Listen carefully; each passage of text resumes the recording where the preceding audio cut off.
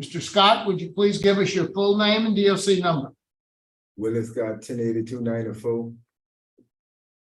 Thank you, Mr. Scott. Mr. Scott, let me explain our process to you. First, I'm going to read some information into the record. Then we're going to conduct a parole interview with you. We'll also ask the warden for any input he might have regarding you. And then at the end of the interview, you'll have an opportunity to say whatever you'd like to say to the board, and then the board will vote. You understand our process? Yes, sir. This is the matter of Willie Scott, DOC number 108294, date of birth August the 4th of 1966.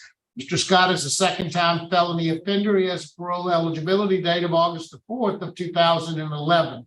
An adjusted good time date of April the 28th of 2060. He has a full-term date of October the 15th of 2135. He is currently serving a 153-year sentence on the counts of 2 armed robberies, forcible rape, and attempted simple escape. Having been sentenced on the armed robberies on November the 12th of 1984, March the 28th of 1985, forcible rape on July 17th of 1985, and the simple escape on July 17th of 1985. Mr. Scott, is this information fairly accurate? Yes, sir. Mr. Scott, your case has been assigned to Mr. Alvin Roche. He will begin our interview process. Would you please answer any questions he might have? Thank you, Mr. Chairman. Good morning, Mr. Scott. How are you? I'm doing all right. How are you? Good. Mr. Scott, I'm gonna place some information into the record first, and then we're gonna have a conversation, okay? Mr. Scott, you're currently 57 years old, is that correct? Yes, sir. And you have a 153-year sentence, and you served 39 years of that sentence, is that correct? Yes, sir. And you were convicted of 12 counts of armed robbery. That's 12 years each count to run concurrently with each other. Then 1 count of armed robbery, you got 99 years to run consecutive with the other armed robberies. Forcible rape, 40 years to run consecutive with the 12 and 99 year. And you had an aggravated escape, which you got 2 years, which was also consecutive, which adds up to 153 years. Is that correct? Yes, sir. You've been incarcerated since August of 1984. Is that correct? Yes, sir. And you were 17 years old at the time you committed all the offenses except the escape, and you were 18. Is that correct? Yes, sir. So tell me, what kind of programs have you completed in the 40 years of incarceration? I had completed all my re-interest program as far as personal development, problem solving, decision making, anger management, victim awareness. Sir, all that is pre-release, right? Yes, sir. Okay, so what else have you completed except pre-release?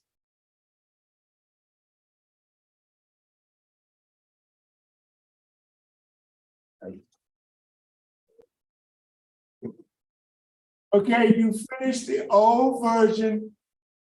I'm going to help you, Mr. Scott, because you pointed out if you took these programs, you should know. So basically, you finished the old version of sex offender treatment in 1999 and 2000. Is that correct? Yes, sir. You did that at Louisiana State Penitentiary, right?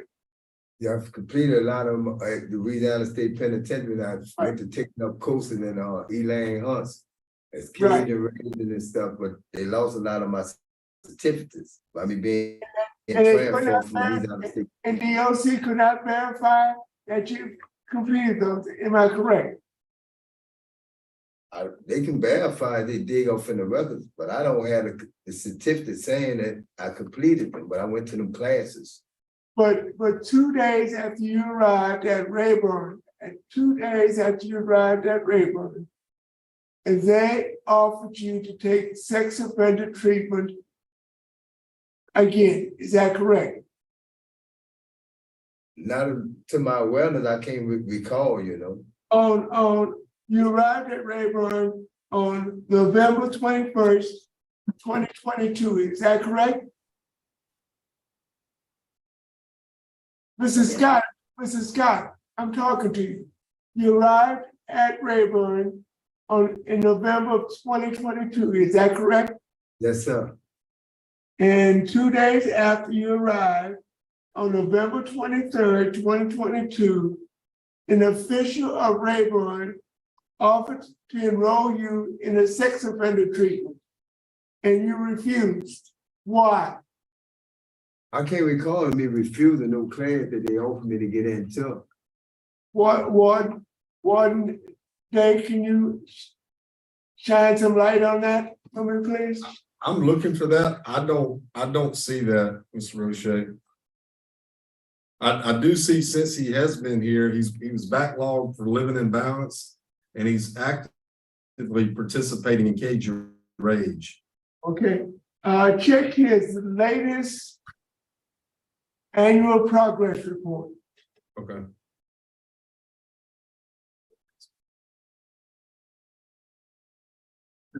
Both of those are in red. He refused.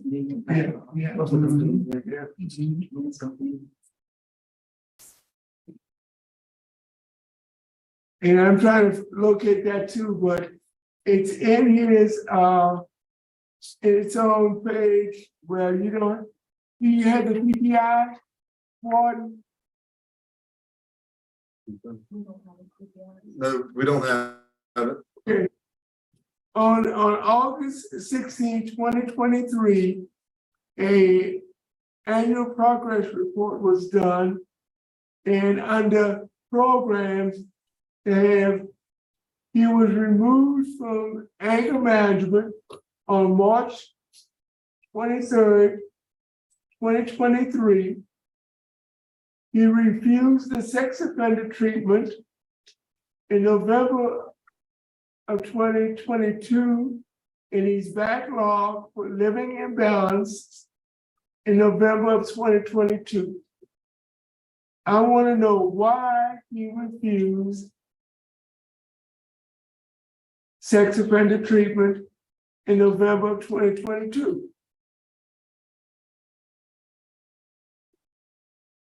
And it's in two places, and you have another summary of all of his programs, and it's also states that he refused sex offender treatment. Yeah, I have it circled here, but I don't know. We just found it in some of the paperwork. I'm not sure why, but it is circled here in two spots. Yes, sir. Yeah. So, Mr. Scott? Yes, sir. Wait.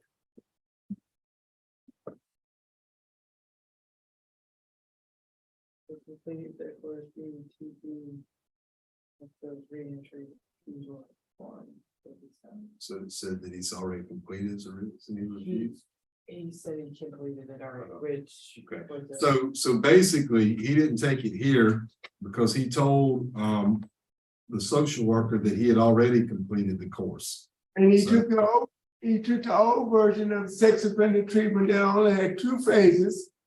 And if it wouldn't have been offered to him, I would suggest that he takes the new version, because it's a much different version, and it's been 24 years since he took the sex offender treatment, and he needs to refresh the information that's in the program. Okay, so let's continue.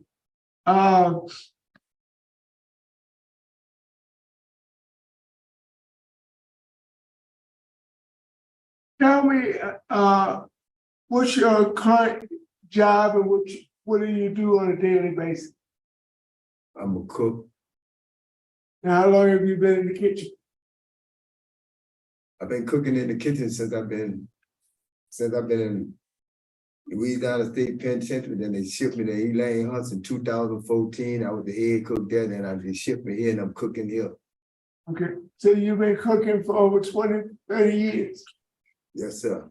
Okay, great. We're gonna talk about your disciplinary a little bit later. So tell me what your transition plan would be if and when you would be released. Well, I was trying to, I lost a lot of my parents and stuff, because my grandmother, my grandfather one raised me. My mother, my father, I really don't know them. I know my daddy passed away, my mother, she stay in Chicago. But outside of that, my plan is, if I can make parole, I want to try to get out and get me a job, get me a place to stay, because they got a little thing they got set up in the free world that they help dudes that just get out of prison, they got nowhere to stay. They help them, find a job and stuff. You know, Mr. Scott, there's only one problem.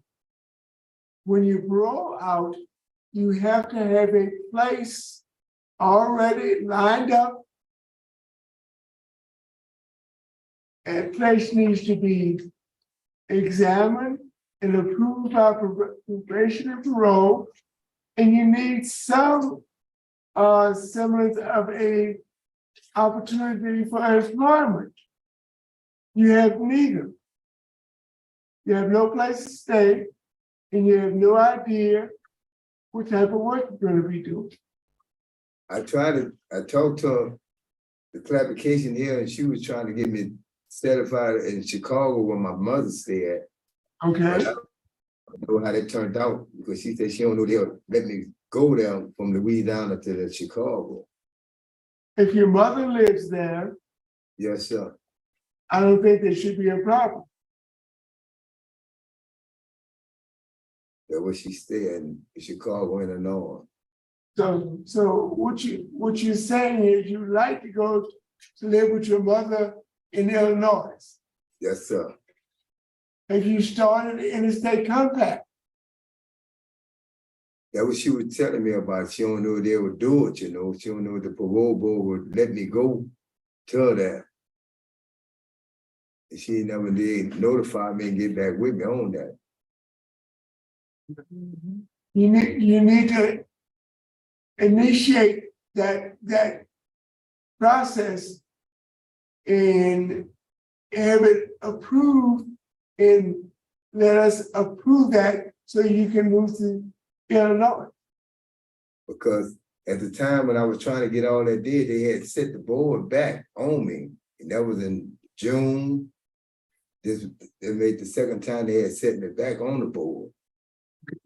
I think there was bad weather that day, and the internet went down. But I remember because I was on the panel. Now,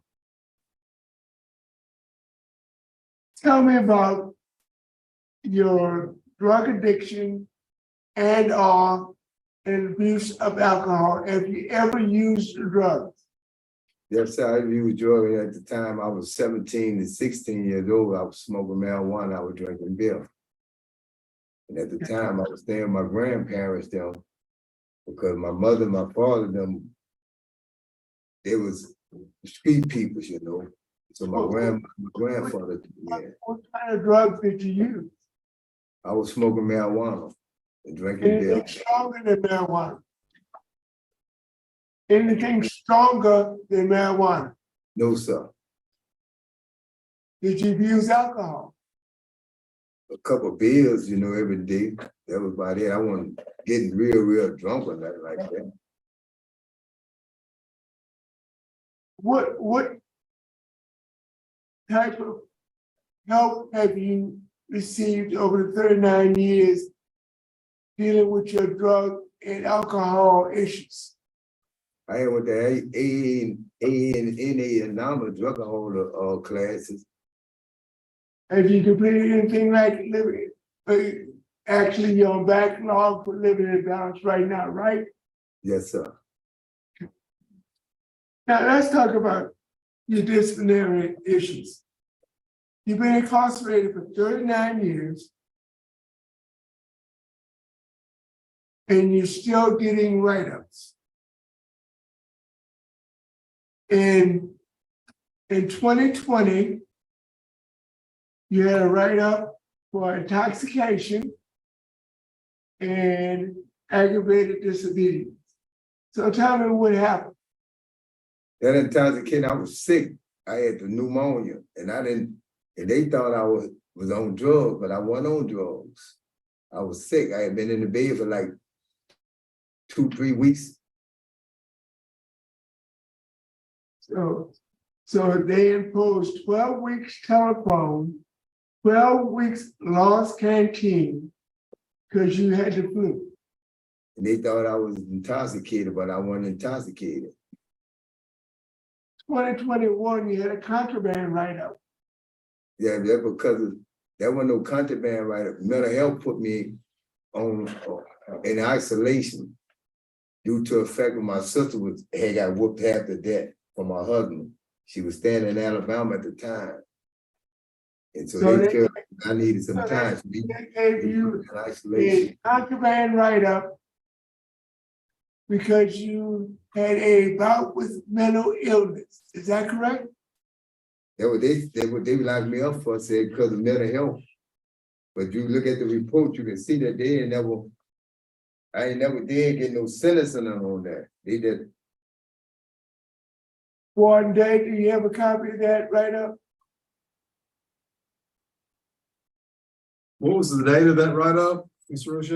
August 15th, 2021.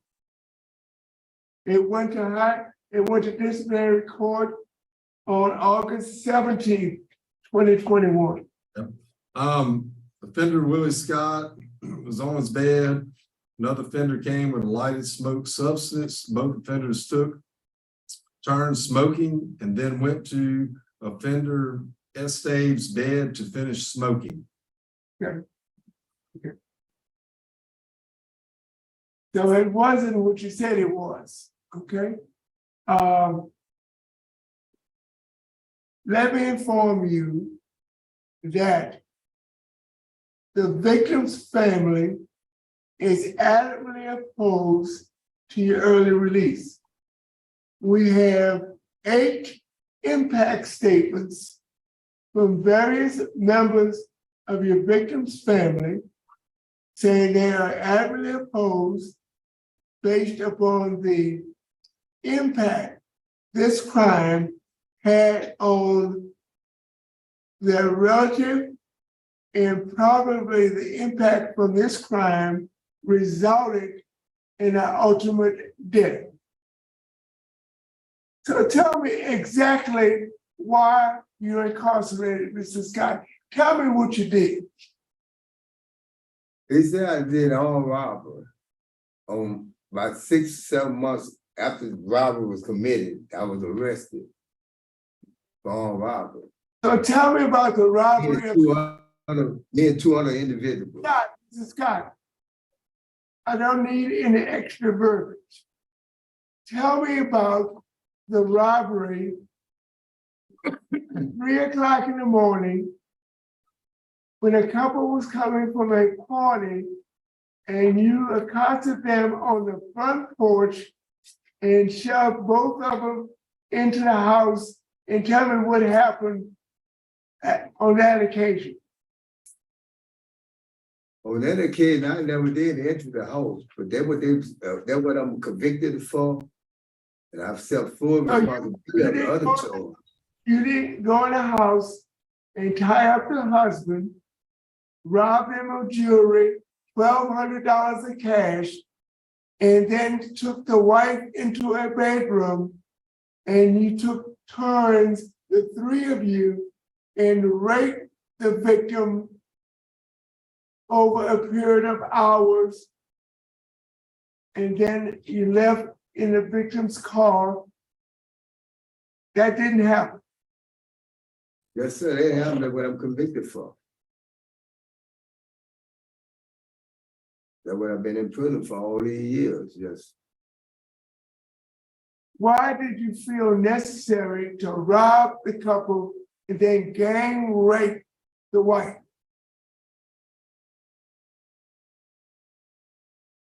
In that situation, like I just said earlier, I was 17 years old. The two people with me were way older than me. I never entered the house. I never went in the house. Yes, I'm committing and admitting to it that I'm fully aware of the charge and fully aware of the crime. And I'm sorry for the victim. That's where I'm sorry for my people. I never been in no trouble as a juvenile. You dig back in further in your paperwork and in my files, you'll see that. The two people with me, they're way older than me. They've been in prison and they've been in juvenile detentions and everything.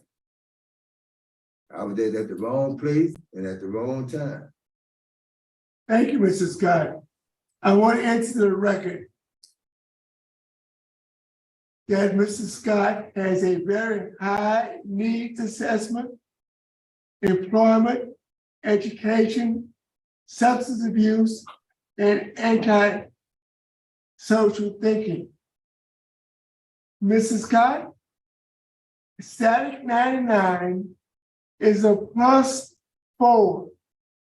In 8 years serving on this committee on parole, I've never seen an offender with a +4 static 99, which tells me that he has a high risk, medium to high risk of reoffending as far as a sexual offense is concerned. And that's very concerning to me, Mrs. Scott. One day, would you like to make any comments or observations? Willie's only been here since 2022. His time here, he has contributed and been a good employee or good worker rather in the kitchen, and disciplinary wise here, he's been okay. Other than that, that's about all I can say. Thank you, one day. Mr. Chairman. Thank you very much, I Ms. have Roche. one question. Ms. Wise. The records show that there's a detainer from the sheriff's office. Y'all have any information on that? Mrs. Scott, do you know anything about that? A detainer from the sheriff's office? No, sir. No, ma'am. Okay. I believe it's a consecutive 6-month sentence with Orleans Parish. Oh, for the escape charge?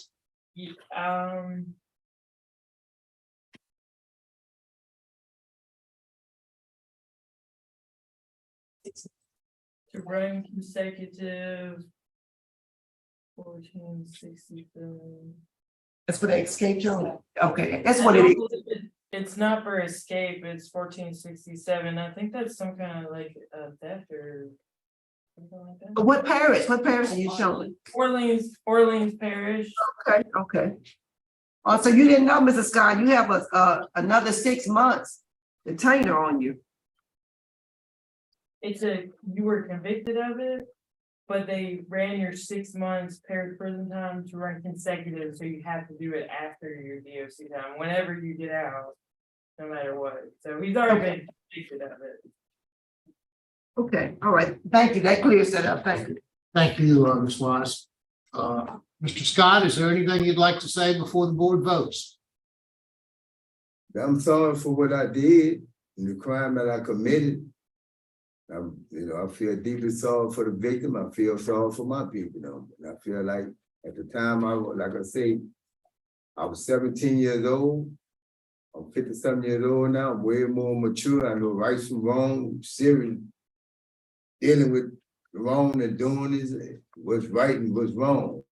But I was wrong at the time I did that. I was 17 years old. That's about all I can say. Yeah. Thank you very much, Mr. Scott. We appreciate your comments. Panel ready to vote? Yes. Ms. Roche? Mrs. Scott, based upon a disciplinary conduct that's unacceptable, based on adamant opposition from the victim's family, law enforcement opposition, a static 99 of +4, And basically, a very high needs assessment, you need additional programs. My vote is to deny your request. Thank you, Mr. Wiltshire. Ms. Wise. Mrs. Scott, your offense is very disturbing and the long-term impact on the victim is very disturbing. But like you said, you were 17, you can't go back, we can't go back, we're here today. For me, my vote is deny as well because of the nature of the offense and the impact of the crime on the victims and their family. But I urge you to reapply after you've completed all phases of the substance abuse of the sex offender treatment program, and go ahead and make that application out of state to and see if you have a better plan in place. If you are released. Best wishes to you, sir. Thank you very much, Ms. Wise. Mr. Scott, you have 2 votes to deny. My vote likewise would be the same. You've been encouraged to take the sex offender treatment program and to get a better plan for your transition. Good luck to you, sir.